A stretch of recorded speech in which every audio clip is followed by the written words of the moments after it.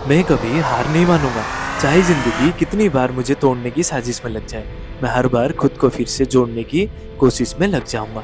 अगर हिम्मत छूट भी जाए, रास्ते खो भी जाए, तब भी रुकने वाला नहीं हूँ, क्योंकि ये जिंदगी सिर्फ जीने के लिए नहीं, हर पल को महसूस करने के लिए मिली है। अगर आज मैं डर के सामने झुक गया, तो कल सिर्फ एक खाली कहानी बचेगी। और मैं वो कहानी नहीं बनना चाहता जिसमें अंजाम हो पर सफर ना हो। आजा भाई, पीछे रह गए तुम। तो चलो अब रूपा से निकलते हैं और सोजा की तरफ बढ़ते हैं, जहाँ नई जगहें, नई बातें और कुछ नए यादगार पल हमारा इंतजार कर रहे हैं। चलो चेकआउट करते हैं रूपा से और चलते हैं सोजा की तरफ।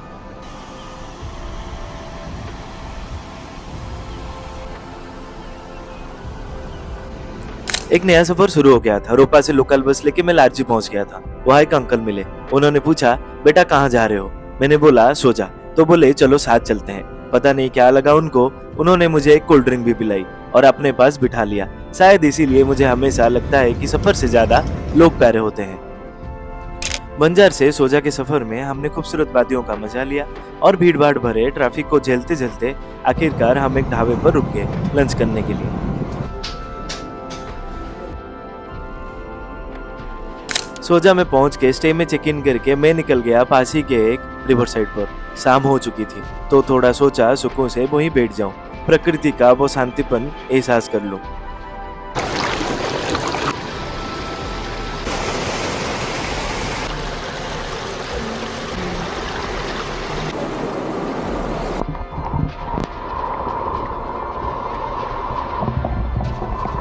रिवर साइड से लौटकर आज का दिन ही खत्म हुआ। अब शुरू करते हैं डी डे की कहानी, एक नई ट्रैक को फतेह करने की कहानी, जहाँ थकान भी थी, जुनून भी और मंजिल से मिलने का एक अलग ही सुकून।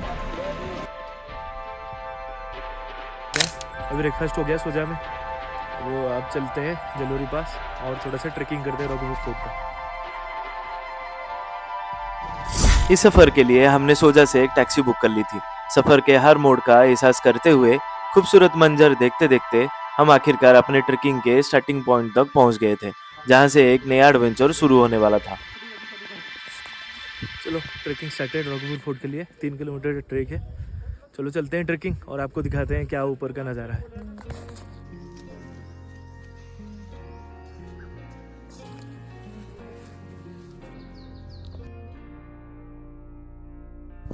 ट्रैक की टोटल 3 किलोमीटर की चढ़ाई थी। शुरुआत के 2 किलोमीटर का सफर काफी आसान और सुकून भरा था।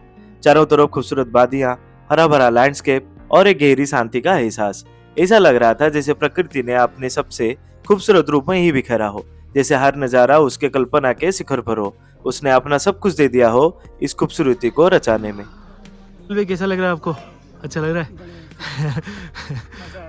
फट रहा है लेकिन ऊपर जाने, इसलिए दोनों बैठे हुए हैं यहाँ पे। थोड़ा ब्रेक लेके जाना है बस। अनदर 100 मीटर, उसके बाद पहुंच जाएंगे हम लोग। आखिर के 1 किलोमीटर की कठिन चढ़ाई ने थोड़ा थका दिया था, लेकिन हौसला बनाए रखा और आखिरकार हम लोग सफलता के साथ ऊपर तक पहुंच गए थे।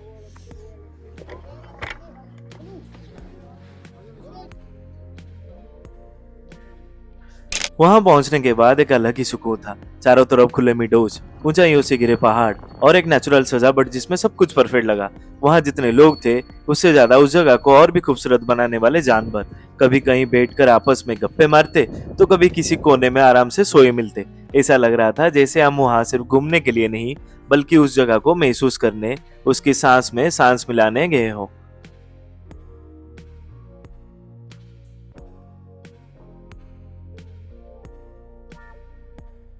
थोड़ा रेस्ट करने के बाद हमने फिर से ट्रेकिंग शुरू की, बेस कैंप से और भी ऊपर फोर्ट की तरफ।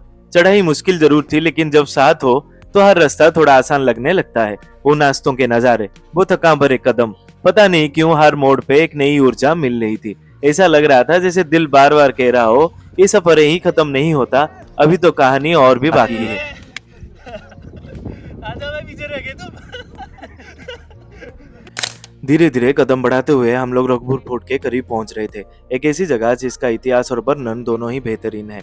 हर कदम के साथ एक अलग ही उत्सुकता थी, जैसे हर पत्थर, हर रास्ता अपनी कोई पुरानी कहानी कहना चाहता हो। रघुपुर फोर्ट सिर्फ एक मंजिल नहीं था, बल्कि एक इतिहास से भरा हुआ पल था, जिसे महसूस करना अपने आप में एक अनोखा तजुर्बा था। कहा जाता है कि यह फोर्ट 17वीं सेंचुरी में मंडी के राजाओं ने बनाया था, दुश्मनों पर नजर रखने के लिए। आज चाहे ये सिर्फ कुछ बची कुची दीवारों का अंश विशेष हो, लेकिन उन पत्थरों में एक समय का गुरूर, एक वीर रस और एक छुपी हुई कहानी गुनगुनाती है। फोर्ट के छोटे से मैदान पर खड़े होकर जब आप आसपास की 360 डिग्री हिमालय की रेंज देखते हो, धौलाधार से लेकर किन्नौर तक, तो लगता है जैसे आप किसी देवलोक में खड़े हो। वहाँ की हवा भी कुछ अलग सी लगती है, थोड़ी ठंडी, थोड़ी गहरी, जैसे उसमें पुरानी योगों का राज घुला हो। कई बार बादल आपके नीचे होती हैं और आप ऊपर, एकदम खुद के साथ, खुद के अंदर। अगर आप शाम तक रुक जाते हो तो रात को आसमान में तारे कुछ इस तरह से चमकते हैं जैसे उन्होंने भी आपकी शामत का इंतजार किया हो। मिल्की वे क्लियरली दिख जाता है, और अगर आप कैंपिंग कर रहे हो तो ये लम्हे कभी नहीं भूल पाओगे। वहाँ एक छोटा सा मंदिर भी है, जो शायद ये बताता है कि ये सिर्फ एक फोर्ट नहीं, एक स्पिरिचुअल जगह भी थी। लोग कहते हैं कि जब हवा तेज चलती है तो ऐसा लगता है जैसे कोई पुरानी आत्मा या कहानी आपके कान में कुछ कहना चाहती हो। ये जगह सिर्फ तस्वीर लेने के लिए नहीं, महसूस करने के लिए है। एक भक्त की गुनगुनाहट, एक विरासत की खामोशी और एक ट्रैवलर के अंदर छुपी तन्हा कहानियों का समंदर।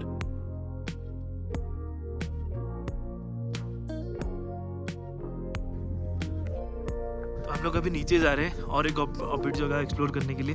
चलो देखते हैं। पौंड है और कुछ पांडव करके कुछ है, चलो देखते हैं। रघुपुर फोर्ट की खूबसूरती को देख चुके थे, अब वक्त था एक नई अनजानी राह पर कदम बढ़ाने का, जहां मंजिल से ज्यादा सफर जरूरी था। जैसे मैं हमेशा कहता हूँ, सफर से ज्यादा लोग प्यारे होते हैं, और इस सफर में भी कुछ नई चेहरे मिले, कुछ अपनी सी बातें और कुछ दिल से निकली कहानियां सुनने का मौका मिला। बीच रास्ते एक भैया एक अच्छा सा गाना सुनाने लगे। वो आवाज, वो सुर, जैसे थकावट को भी कुछ देर के लिए भुला गया। ये सफर सिर्फ पहाड़ों तक सीमित नहीं था, ये लोगों, उनकी मुस्कान और उनकी कहानियों का हिस्सा बन गया था। हिमाए नी मेरिए शिमले दिनारे चंबा कितनी दूर माए न मेरिए शिमले दिराए चंबा कितनी दूर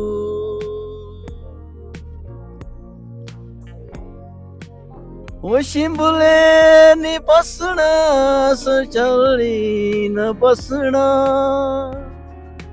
शिमले नी बसना सजोली न बसना चंबा बसना जरूर है माए न मेरिए शिमले दिराए चंबा बसना जरूर। ओके कल वो हुई से एक एक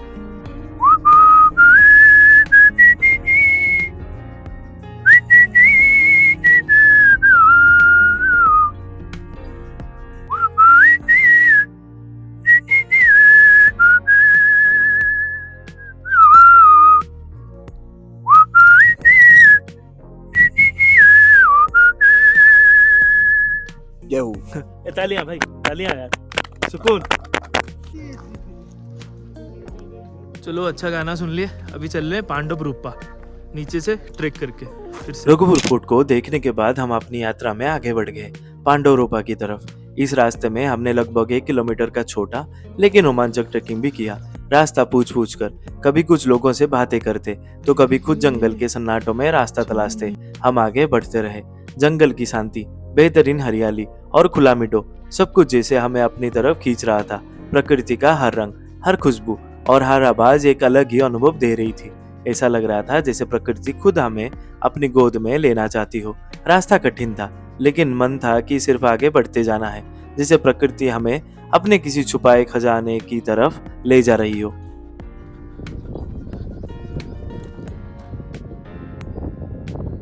वो अंकल को पूछो पूछो पांडव रूपा का रास्ता।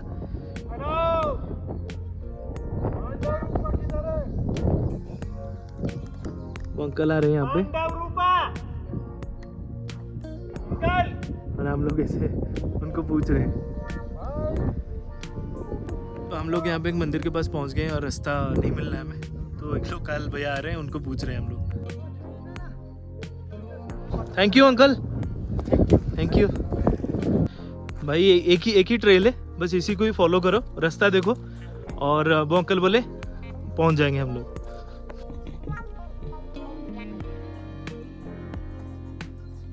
फाइनली पांडव रूपा हम लोग पहुंच गए।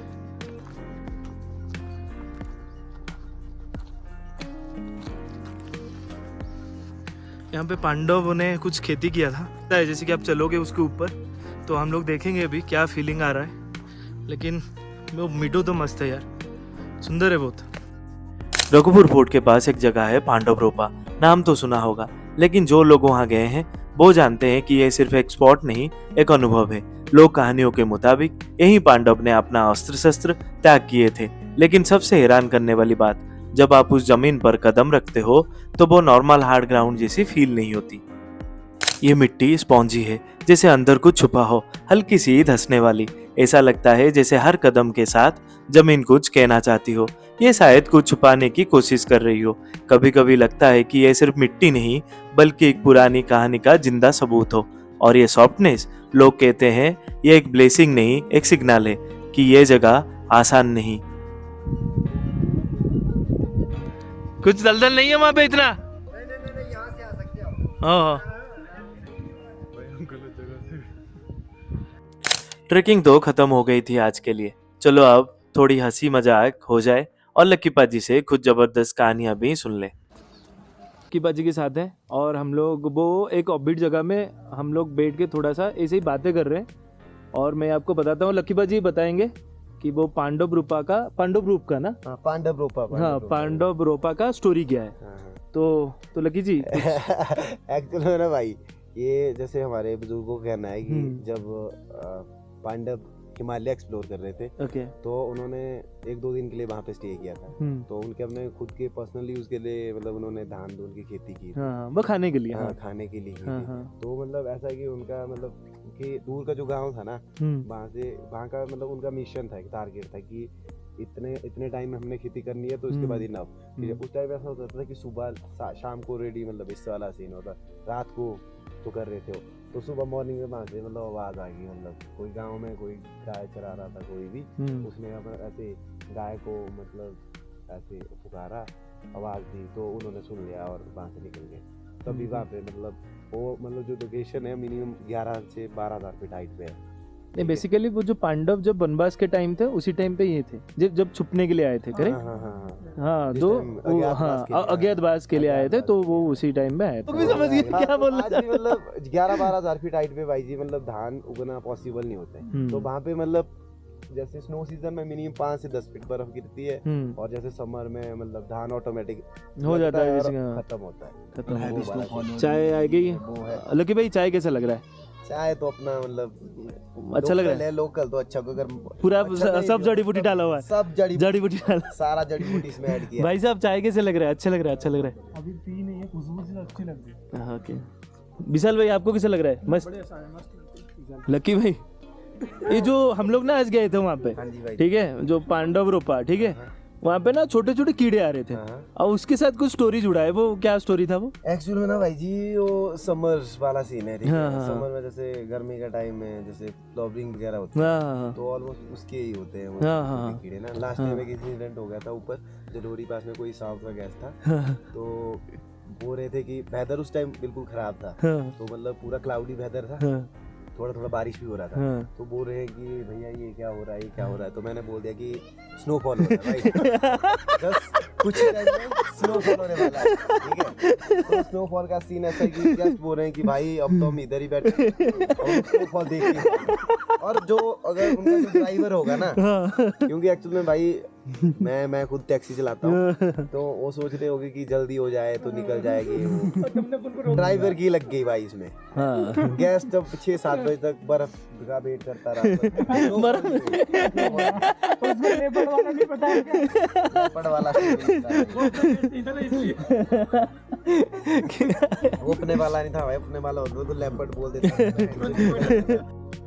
अगर आपको ये वीडियो पसंद आए तो उन दोस्तों के साथ जरूर शेयर कीजिए जो रघुपुर फोर्ट और पांडव रोपा ट्रेक पर जाने का प्लान बना रहे हैं। और अगर आप आगे भी ऐसे ही इंफॉर्मेटिव और मेहनत से बनाए गए वीडियोस देखना चाहते हैं तो चैनल को सब्सक्राइब करना ना भूलें। दिल से मेहनत कीजिए।